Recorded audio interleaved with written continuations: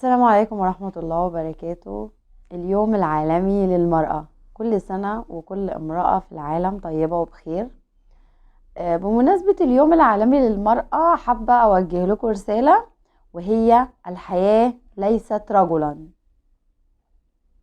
في سؤال كده، هو في حد فيكم سمع عن راجل ساب شغله وساب تعليمه وساب اهتماماته عشان خلاص هيتجوز؟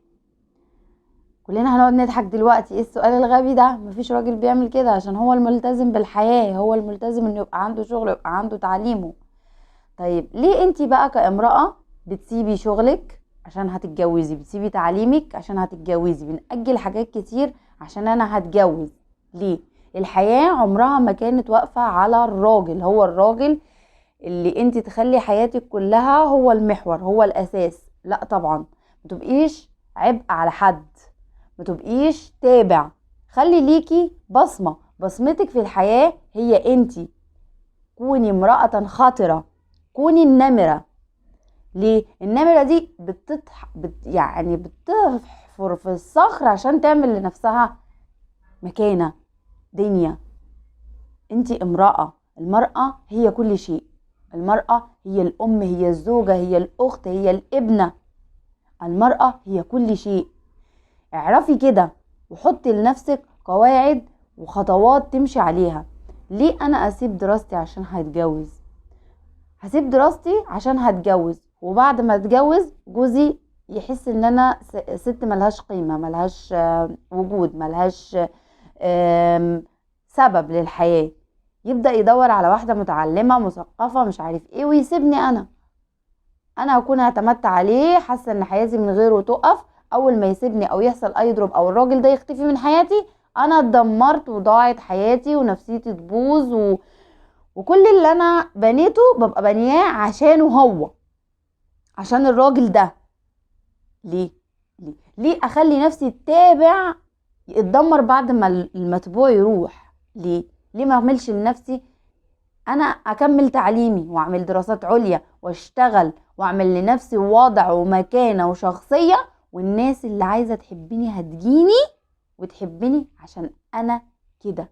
انا فلانة، هذه مرأة عملت وبنت نفسها وبقت مرأة قوية، وليكي شخصيتك وليكي مكانتك وليكي ثقافتك وليكي وجودك وليكي كيانك. كل ده كلام مش من فراغ يا جماعة. في ناس كتير هتبص للكلام اللي انا بقوله ده انه كلام فاضي. لا، صدقيني مفيش واحدة اتخلت عن طموحاتها، اتخلت عن اهدافها، اتخلت عن تعليمها، اتخلت عن وجودها وكسبت. الراجل، انا ما بقولكمش ان الراجل او الجواز حاجة مرفوضة او بقوم الستات على الرجالة ولا الكلام ده، لا.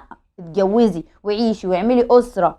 انا بحب ادعم وجود الاسرة، وبحاول ان يكون الاسرة ليها كيانها وليها وضعها، بس الاسرة مش هتبقى اسرة كويسة الا لما تبقى المرأة اللي موجودة فيها لها وضعها ولها كيانها ولها وجودها.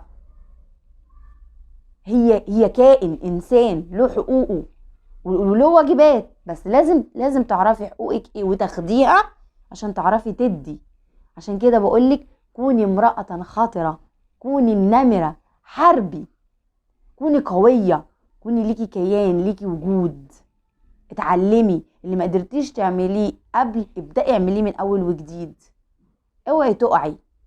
انا بقول لكل ست وكل امرأة قدرت تكون نفسها وتعمل لنفسها وضع وتعمل لنفسها اسم وتبني نفسها بعيدا عن اي حد تاني، راجل بقى، اب، ام، اي حاجة، يعني هي بنفسها اللي بنت نفسها. كل سنة وانت طيبة يا اعظم ست في الكون.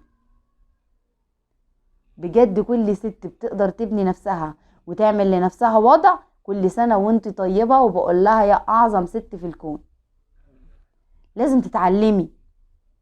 التعليم حتى لو هو ايه، توصلي لأعلى مراحل في التعليم. التعليم ده أهم حاجة. الشغل، اشتغلي وما تتنازليش عن حلمك، ما تتنازليش عن شغلك. اللي بيتنازل عن جزء عن حلمه بيتنازل عن جزء من شخصيته. تتنازلي عن التعليم، اتنازلتي عن الثقافة اللي المفروض ان انت تبقي عارفاها، اتنازلتي عن جزء من احلامك، اتنازلتي عن شخصيتك اللي اولادك هيبنوها لك في عقلهم في مخهم. ما هو كل جزء انت بتتنازلي عنه بتتنازلي عن حاجة ابنك هيبنيها له في دماغه. يعني انت لما تيجي تبني أسرة، ابنك هيبني في دماغه كل كلمة هتقوليها له بناء عن ثقافة معينة انت تثقفتيها، او عن تعليم معين انت تعلمتيه، او عن تجربة معينة انت جربتيها. هتبدأي تبني ابنك وتطلعي راجل عنده خبراتك. تخيلي ان انتي لما تبني نفسك في البداية هتعرفي تبني بيت واسرة. ما بنيتيش نفسك مش هتعرفي تبني بيت واسرة. لذلك انا بقول تاني ان الحياة ليست رجلا، مش هو محور الكون. ادي لنفسك كده ان انتي محور الكون. هتساعدي نفسك انك تبني نفسك وتكملي وتتعلمي وتكبري، وكل سنة وكل امرأة في العالم بخير